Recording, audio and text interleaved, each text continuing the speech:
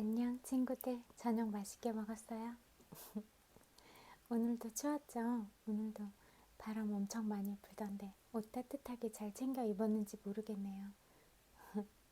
그럼 오늘도 책 읽어줄게요. 전에 어제 읽었던 책은 다 읽었고, 또 제가 자기계발서의 거의 시초처럼 보여지는 이 책 읽어드릴게요. 그리고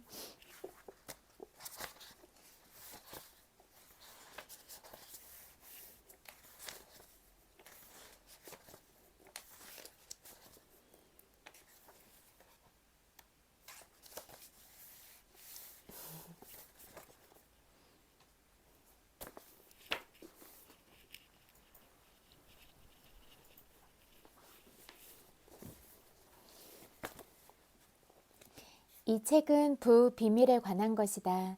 나는 막대한 부를 일군 사람들의 비결을 아주 오랫동안 연구했다. 내가 부 비밀에 처음 관심을 가지게 된 건 앤드류 카네기 때문이었다. 이 영리하고 매력적인 스코틀랜드 출신 노인은 애송이 기자였던 내 머릿속에 그 비밀을 넌지시 던졌다. 그는 의자에 몸을 파묻고는 나를 향해 재미있다는 듯 눈을 찡긋거렸다. 자신이 건넨 말이 얼마나 중요한지, 과연 내가 그 말을 이해하고 있는지 신중하게 살펴보는 듯 했다. 내가 자신의 의중을 파악했음을 느끼자 그는 세상에 그 비밀을 전파할 수 있겠느냐고 물었다. 그리고 그 일에는 20년이 넘게 걸릴 수도 있다고 경고했다. 하지만 나는 그렇게 하겠다고 말했고 그 도움으로 그 약속을 지켰다.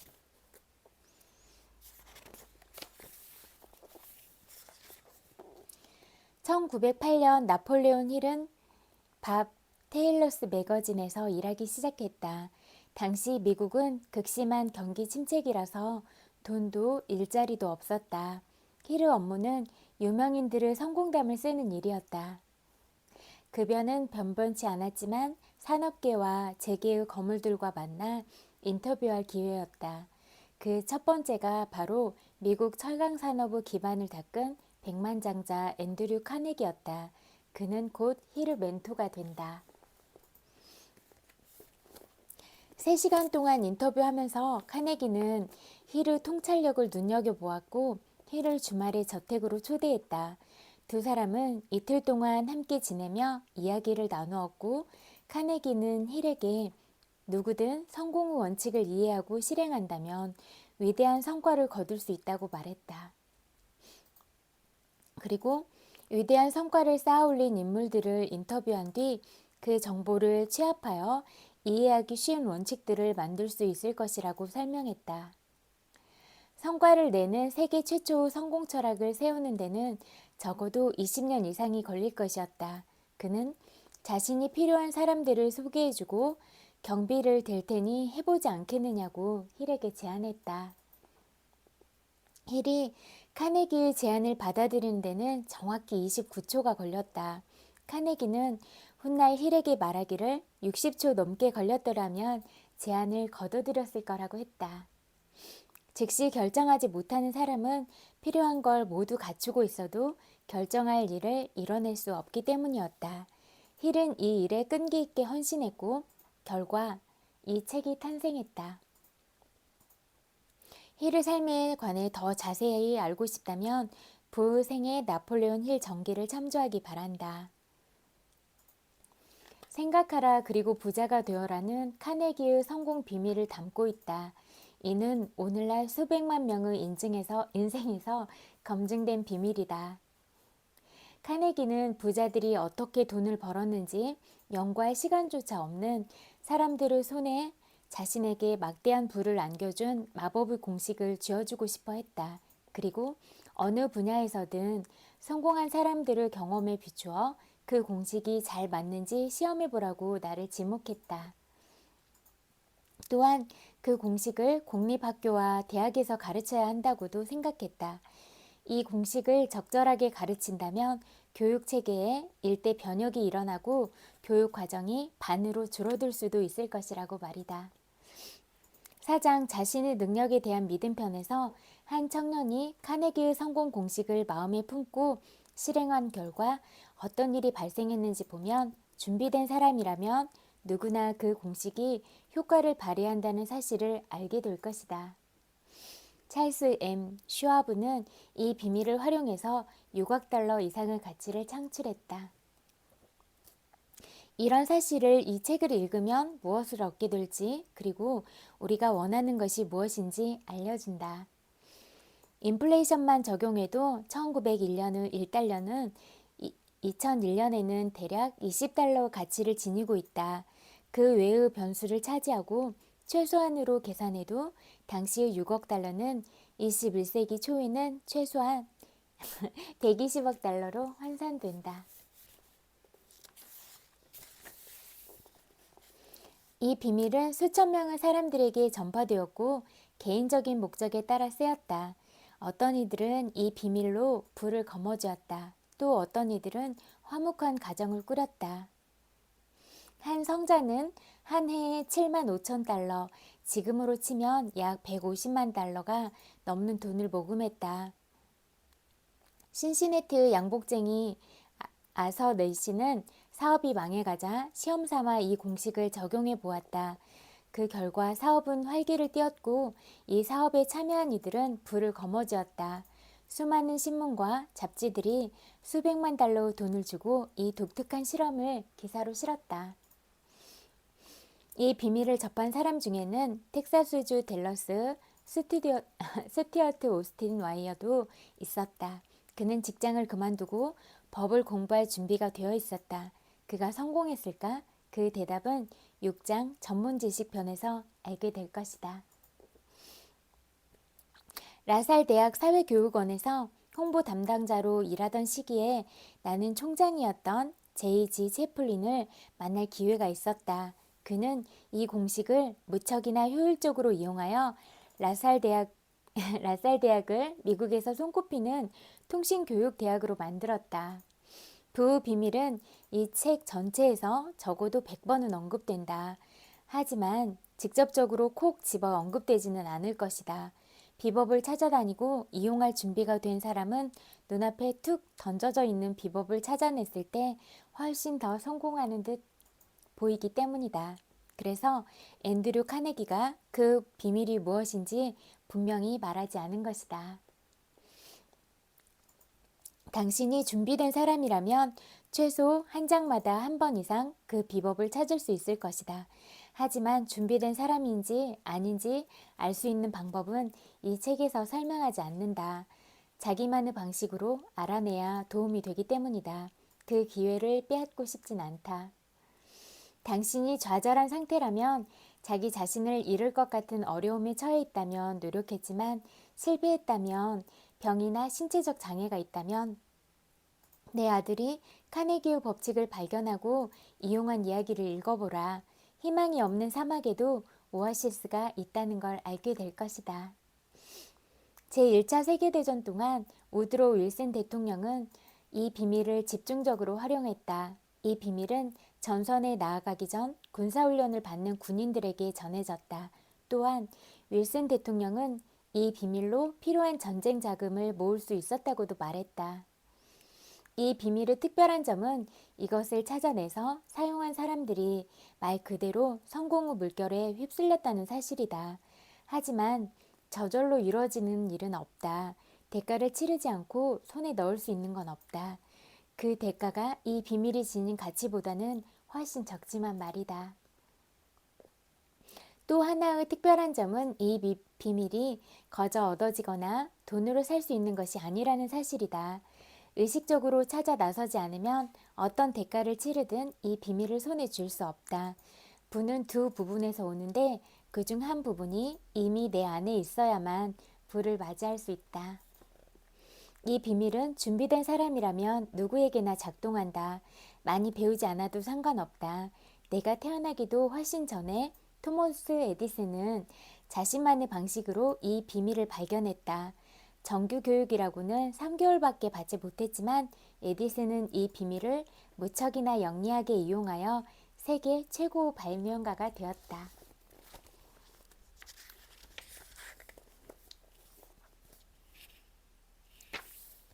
에디슨의 동업자였던 에드윈 C. 반스도 이 비밀을 알고 있었다. 반스는 이를 무척이나 효율적으로 사용하여 막대한 부를 축적했으며 여전히 젊은 나이에 은퇴했다. 그에 대해서는 다음 장에서 자세히 이야기할 것이다.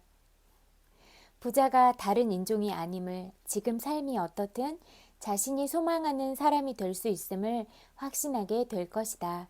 돈, 명성, 인정, 행복은 그 축복을 누릴 준비가 되고 갖기로 결심하면 가질 수 있다. 내가 어떻게 이런 진실을 알았을까? 이 책을 다 읽기 전에 그 답을 알게 될 것이다. 어떤 사람은 일장 첫머리에서 알아챌 것이고 어떤 사람은 마지막 장을 넘기면서 알게 될 수도 있다. 앤드류 카네기의 제안을 수락하고서 나는 수백 명의 유명 인사들을 조사하고 분석했다. 그중 많은 이들이 카네기의 성공 철학을 통해 막대한 부를 쌓았다고 말했다. 대표적인 인물은 다음과 같다. 헨리 포드, 포드 자동차 회사의 창업자, 무일푼에서 배우지 못했으나 미국 역사상 가장 성공한 자수성가의 상징이 되었다. 윌리엄 리글리 주니어, 방문 판매 영업사원 시절 고객들이 판매 중인 상품보다 사은품으로 주는 풍선껌을 좋아한다는 사실을 발견하고 리글리사를 창업했다. 존 워너메이커, 세계 최초로 백화점을 만들었으며 마케팅, 고객 서비스, 직원 복지 등에서 혁신적인 기법을 창안하며 유통업계의 왕자로 불렸다. 제임스 G. 힐, 제국의 건설자로 불리는 인물, 대륙 횡단열차 그레이트 노던 철도를 세우고 미 서부 이주 정책을 독려했으며 미국과 아시아를 잇는 수송 경로를 확립했다. 조지 S. 파커, 학교 교사로 아이들에게 펜을 제대로 쥐는 방법을 가르치다가 새로운 펜 디자인을 고안했다. 이 간단한 아이디어로 파커사를 설립하고 대부호가 되었다. E.M. 스타틀러, 가난한 목사의 아들로 태어나 호텔 벨보이부터 차근차근 위로 올라가 마침내 스태틀러 호텔 체인을 설립했다. 스태틀러 호텔은 화려한 장식과 미소를 띠며 서비스하라 라는 기조로 유명하다. 헨리 L. 도어티, 12살에 컬럼비아 가스에서 사원으로 시작해서 53개의 지점을 지닌 생활용품 업체를 운영하고 천연가스 및 석유 생산품 140개의 특허를 보유했다. 사이러스 H.K. 커티스, 소규모 농업 주간지에서 시작하여 레이디스 홈 저널로 이름을 바꾸고 세터데이 이브닝 포스트를 창간하며 거대 신문 제국을 세웠다.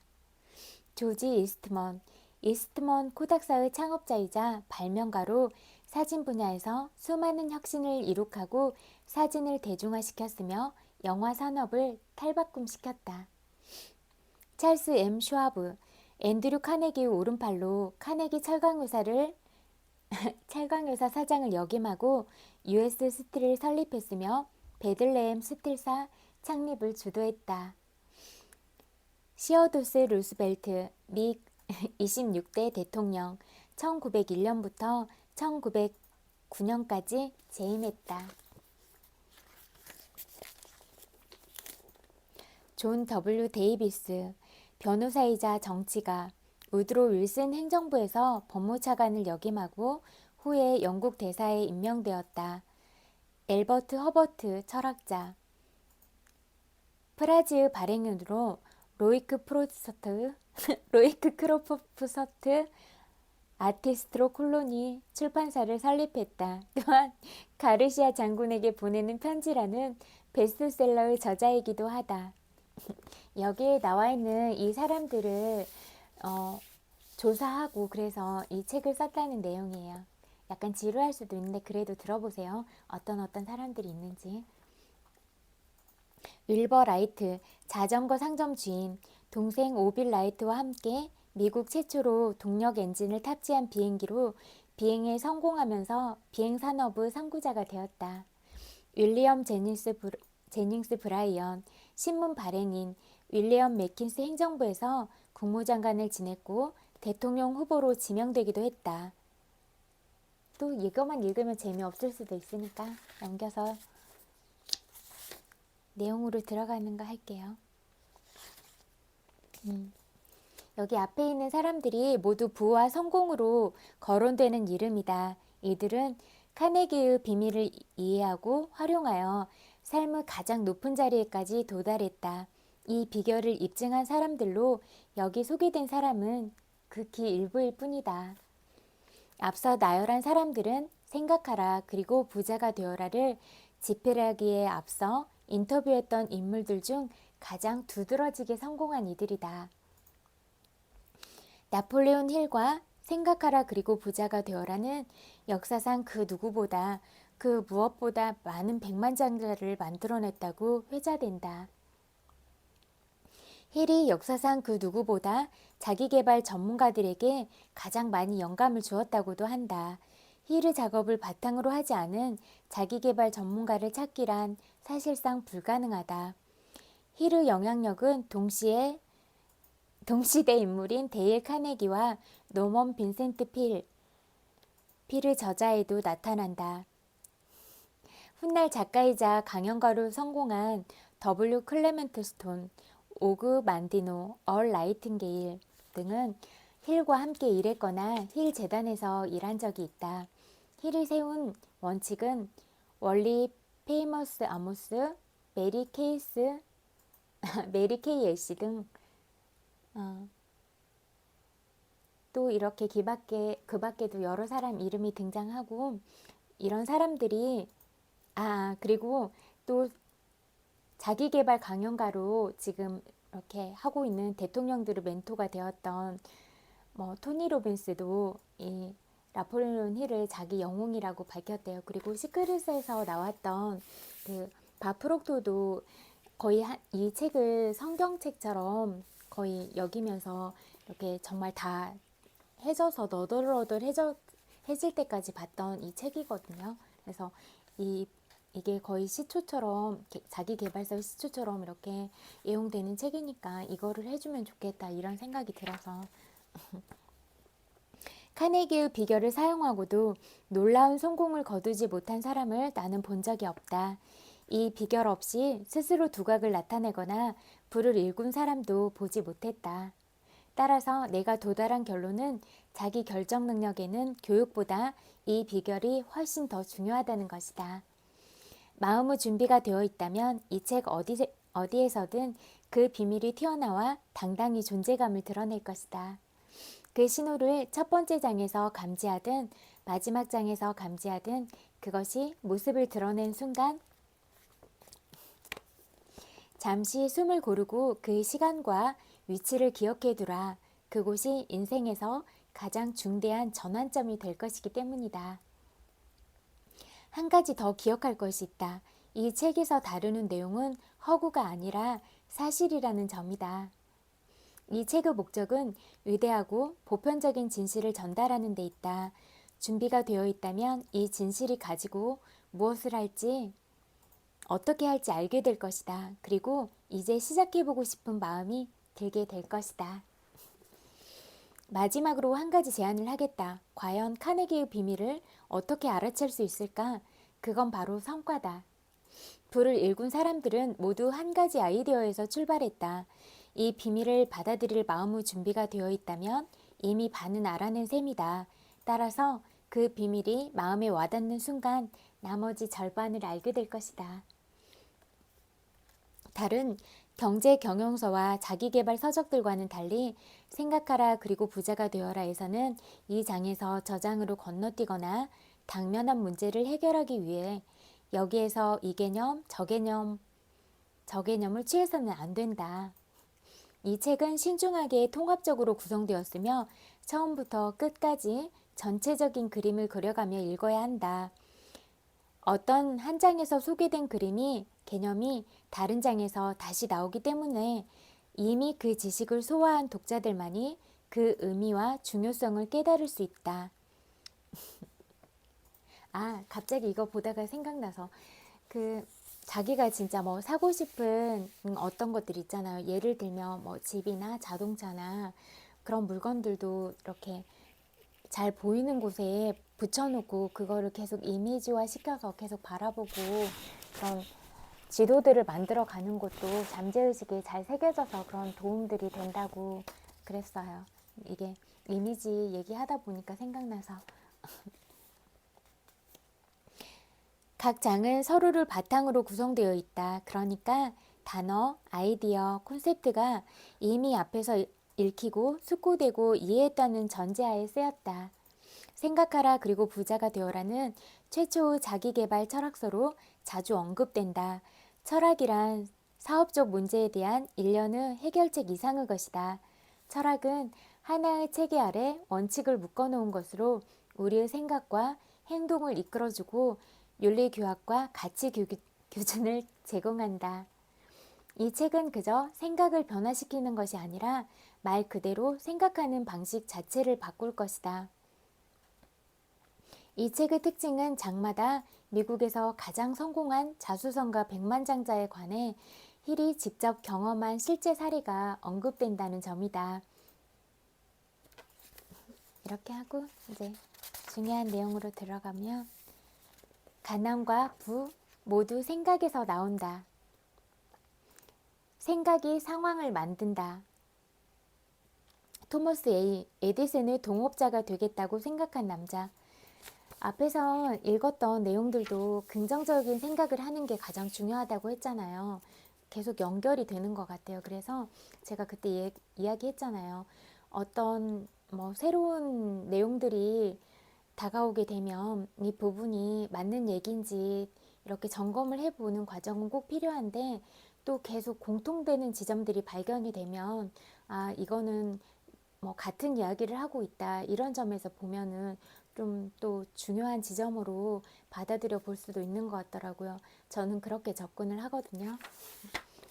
그러니까 모든 사실들이나 그것들을 그냥 있는 그대로만 받아들이는 거는 그렇지만 또 자기가 또 자기 생각을 다시 해봐서 정립하는 것도 맞는데 이렇게 공통적으로 하는 얘기들은 또 받아들여 보는 것도 방법인 것 같아요. 생각이 상황을 만든다. 정말 그렇다. 분명한 목표, 끈기, 불타는 열망과 생각이 결합되면 생각은 더욱 강력해지고 부나 물질적인 대상으로 바뀐다. 에드윈 C. 반스는 생각하라 그리고 부자가 되어라는 말이 실제로 이루어질 수 있음을 깨달았다. 하지만 이 깨달음은 단번에 이루어지지 않았다. 토머스 에디슨의 동업자가 되겠다는 불타는 열망에서 시작해서 한 걸음씩 깨달았다. 반스가 지닌 갈망의 특성은 명확하다는 점이었다. 그는 에디슨과 함께 일을 하고 싶었다. 에디슨 아래서 일하는 것이 아니었다. 그가 열망을 어떻게 실현시켰는지 살펴보면 부로 나아가는 원칙들을 더 잘 이해하게 될 것이다. 그 마음속에는 열망이 가득했지만 그것을 행동으로 옮길 만한 처지가 아니었다. 일단 두 가지 문제가 있었다. 첫째, 그는 에디슨과 일면식조차 없는 사이였다. 둘째,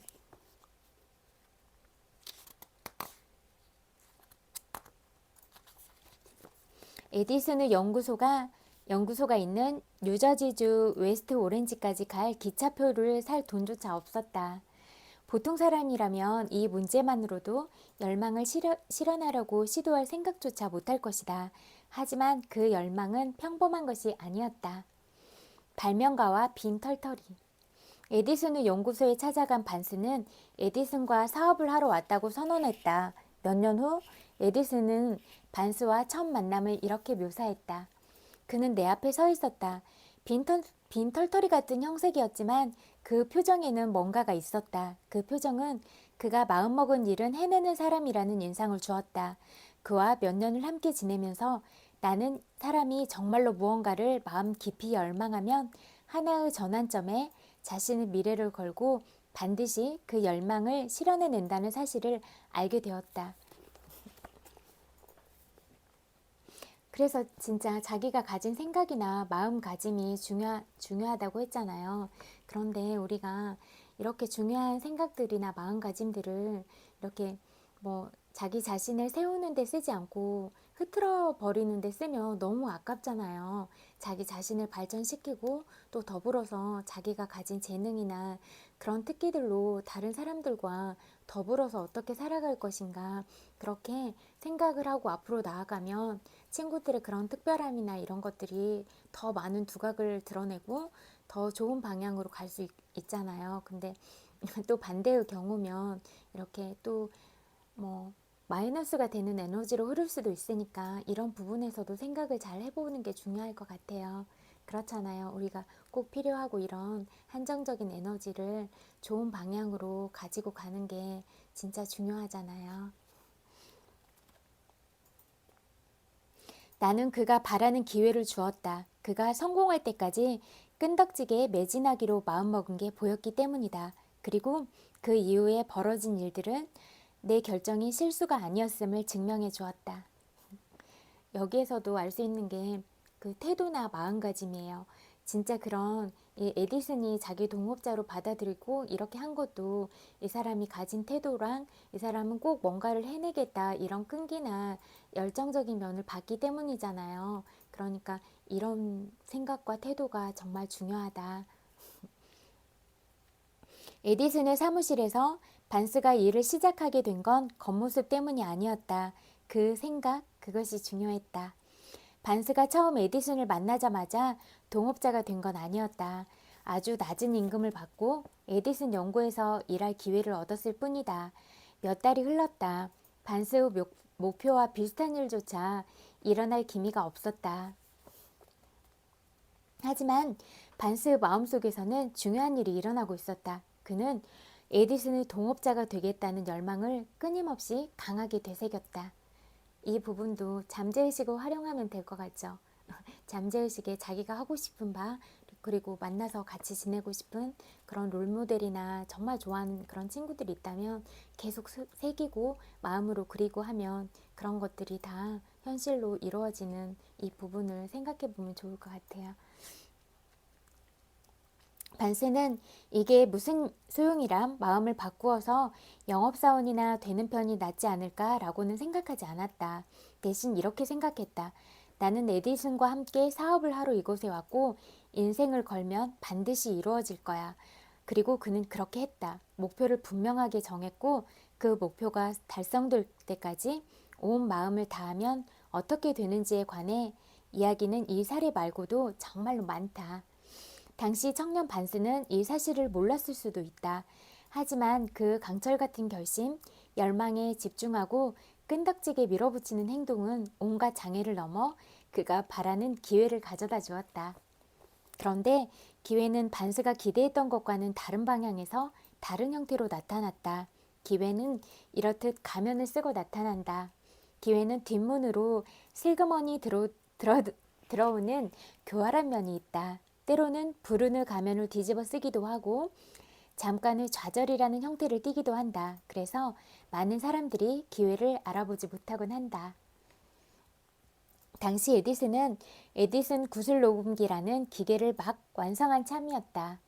영업사원들은 그 물건에 그다지 관심을 보이지 않았다. 여간 애를 쓰지 않고서는 그 기계를 팔지 못할 것이라고 생각한 것이다. 반스는 자신에게 기회가 왔음을 알았다. 기회는 조용하게 반스와 에디슨 말고는 아무도 관심을 보이지 않는 것이 이상하게 생긴 기계 뒤에 숨어 슬며시 다가왔다. 반스는 자신이 구슬 녹음기를 팔 수 있다고 확신했고 확신하는 게 중요하잖아요. 에디슨에게 자신이 해보겠다고 말했다. 그래서 에디슨은 기회를 주었고 진짜로 반스는 그 기계를 팔았다. 그것도 엄청나게 성공적으로 말이다. 에디슨은 그에게 구슬 녹음기의 전국 유통권을 주었다. 이 사업을 통해 반스는 부자가 되었다. 하지만 그가 해낸 일은 이뿐만이 아니었다. 더욱 대단하게도 생각하면 부자가 될 수 있다는 사실을 증명해낸 것이다. 반스는 200에서 300만 달러를 손에 쥐게 된 것으로 보인다. 하지만 그는 돈보다 더 의미있고 위대한 자산을 얻었다. 바로 널리 알려진 성공 법칙을 따라 행동하면 생각이라는 눈에 보이지 않는 자극이 물질적 보상으로 바뀐다는 사실을 알게 된 것이다. 그러니까 이게 생각이 아이디어로 발현이 되고 또 아이디어가 이렇게 물질로 바뀌기도 하잖아요. 그러니까 우리가 어떤 생각을 하느냐가 진짜 중요하다는 거를 잊지 않으면 좋을 것 같아요. 이런 중요한 생각을 진짜 너무 흐트러뜨려 버리는 대로 가져가면 너무 낭비잖아요. 그래서 이런 것들을 잘 새기면서 살아가면 친구들한테 꼭 도움이 될 것 같아요. 반스는 자신이 에디슨이라는 거물과 동업자가 될 수 있다고 진정으로 생각했다. 그리고 자신이 불을 일굴 수 있다고 생각했다. 자신의 소망을 알고 또 자신이 열망하는 것이 눈앞에 나타날 때까지 끈기 있게 나아가기로 결심하는 것. 그저 이것에서부터 시작했을 뿐이었다. 금맥이 나오기 1미터 전. 실패하는 사람들의 가장 공통적인 요인 중 하나는 한 번 실패했다고 해서 단념하는 습관이다. 골드러시. 1848년 캘리포니아주에서 금이 발견되면서 사람들이 금을 채취하려고 너도 나도 금광지역으로 몰려들던 시대를 가리킨다. 내 친구인 R.U. 다비의 삼촌 역시 이 황금병에 걸려 부자가 되겠답시고 서부 콜로라도로 향했다. 삼촌은 지상에서 가장 황금이 많은 곳은 바로 사람의 마음이라는 사실을 몰랐다. 그래서 금광을 캐낼 권리를 보유하고 곡괭이와 삽을 들고 작업에 착수했다. 몇 주 동안 고되게 작업한 끝에 금맥이 발견되었다. 금을 캐내려면 채굴 장비가 필요했다. 삼촌은 조용히 광산을 닫고 고향 메릴랜드주 윌리엄스버그로 돌아왔다. 그리고 몇몇 친척과 이웃에게 금맥을 발견했다고 알렸다. 이들은 돈을 모아 기계를 구해주었다. R.U. 다비도 삼촌과 일하기로 하고 함께 금광으로 돌아갔다. 드디어 처음으로 금이 채굴되고 용광로로 보내졌다. 재련해보니 콜로라도에서 가장 순도 높은 금이었다. 금맥 몇 개만 더 파내면 빚을 모두 갚을 수 있었다. 그러고 나면 막대한 이윤이 남을 터였다. 굴착기가 아래로 내려갈수록 다비와 삼촌의 기대는 더욱 부풀었다. 그런데 일이 일어났다. 금맥이 갑자기 사라진 것이다. 금이 한 줌도 나오지 않았다. 두 사람은 필사적으로 금맥을 파내려 갔다. 하지만 헛일이었다. 마침내 그들은 금을 캐는 일을 단념했다. 두 사람은 채굴 설비를 단돈 몇백 달러에 고물상에 팔고 기차를 타고 고향으로 돌아왔다. 고물상은 광산 기사를 불러 금광을 살펴보았다. 그 결과 삼촌이 잘못된 금맥을 파서 실패했음이 드러났다.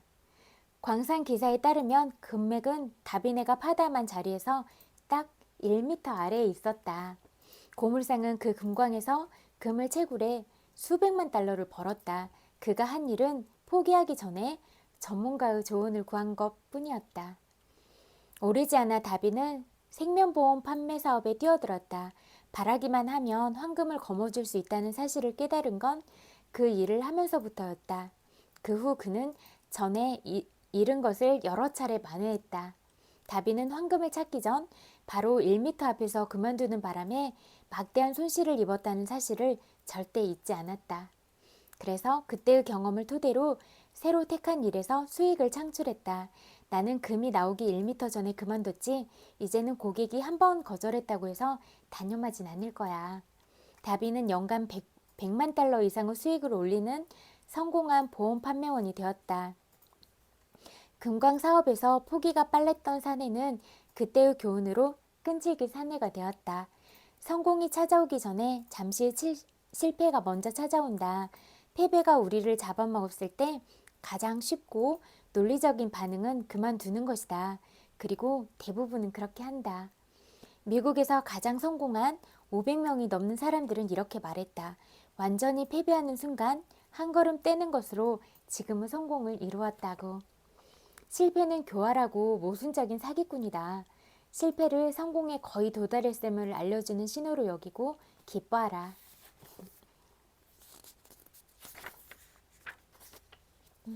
나머지 좀 더 읽고.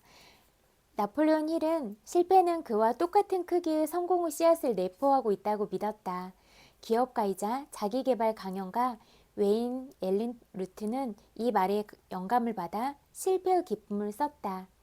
1990년대 후반에 출간된 이 책에는 웨인이 몇 차례의 실패를 성공의 디딤돌로 삼은 경험을 비롯해서 성공과 유명세는 오직 실패에서 교훈을 깨달아야만 얻을 수 있다는 사실을 입증한 사람들의 이야기가 담겨 있다. 이를테면 제너럴 일렉트릭사의 CEO 잭 웰치는 경력 초기에 관리자로 있던 플라스틱 공장이 폭발하면서 완전히 나락으로 떨어졌다. 억만장자 찰스 슈와브는 학습 부진으로 기초영어 과목에서 2차례나 낙제했고 월스트리트에서 일하던 시절에도 한 차례 이상 실패를 겪었다. 하지만 이런 일을 겪은 후에 실패가 자신을 성장시키고 부자로 만들어주었음을 깨달았다. 실버스타 스텔론, 브루스 윌리스, 오프라 윈프리, 빌 클린턴, 스티브 잡스 등 위대한 성취를 이룬 사람들은 모두 실패를 겪었고 그것이 궁극적으로는 성공을 이끌어 주었다는 교훈을 배웠다. 이들 모두 실패를 경험했지만 누구도 패배하지 않았다. 차량 점화 장치, 점화 플러그, 에어컨의 프레온, 자동 변속 장치 등 200개 이상의 발명 특허를 보유한 찰스 F. 캐터링은 이렇게 말했다. 6살 때부터 대학을 졸업할 때까지 우리는 한 해에도 서너 차례 시험을 치른다. 딱 한 번만 낙제해도 학교에서 쫓겨난다. 하지만 발명가는 늘 실패한다. 발명가의 일은 시도하고 실패하는 것이다. 때로 1000번 이상 실패하기도 한다. 하지만 한 번만 성공해도 발명에 성공한다. 이 두 가지 일은 완전히 대척점에 있다. 우리는 새로 입사한 직원들에게 영리하게 실패하는 법을 가르치는 것을 가장 중요하게 생각한다. 무엇이 효과가 있을지 알게 될 때까지 거듭 실험하고 계속 시도하고 실패하도록 직원들을 훈련시킨다. 실패는 그저 연습 사격일 뿐이다. 이 책은 여기까지 읽을게요. 이것도 잠재의식에 관한 책 이어서 읽을게요. 어떻게 확언을 믿을 것인가? 이런 의문이 들지도 모른다. 어떻게 내 잠재의식에 재물이나 다른 좋은 것이 이미 있다고 스스로를 납득시킬 수 있을까요? 상식적으로 생각해보면 현실에서는 나갈 돈도 많고 돈을 갚으라고 재촉하는 사람도 많아요. 은행에서는 청구서가 수시로 날아오는데요. 지금 얼마나 많은 돈을 빌렸고 이후로 얼마나 오랫동안 갚아야 하는지에 대해서만 계속 생각한다면 불행은 배로 커진다. 오감의 세계를 무시하고 내면에 있는 무한한 힘을 믿어야 한다.